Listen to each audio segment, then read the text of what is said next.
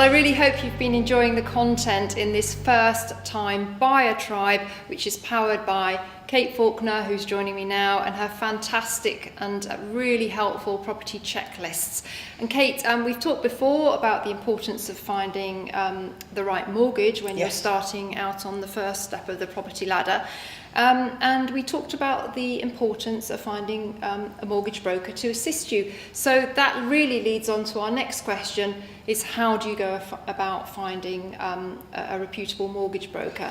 And I think the first thing to say is that residential lending is a highly regulated activity, and that brokers have to be members of the FCA, the Financial Conduct Authority. Absolutely. So don't be frightened about going to a mortgage broker, because you can just check, you can go onto the FCA site, you can check that they're registered, and the majority will be anyway. So obviously they're acting rogue if they're not, but what I'm trying to say is the chances of you finding somebody who isn't are quite low.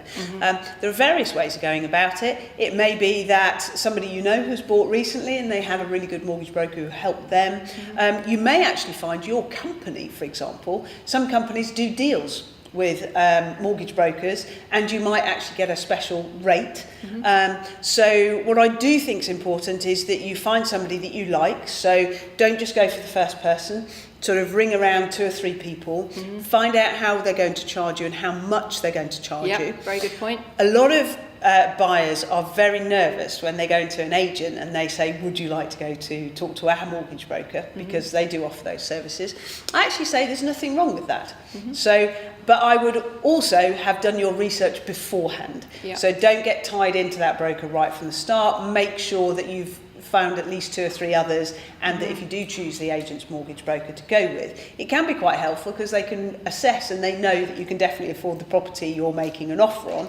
And they may have some special deals. So don't sort of just narrow your market, don't go for the first one, and really understand, are you going to pay, when do you have to pay them, and what advice are you paying them for, and are you paying a percentage of the mortgage? If so, what's that likely to be from the start, or do you pay a fixed fee? So understand the costs involved, but mostly find somebody that you feel comfortable with.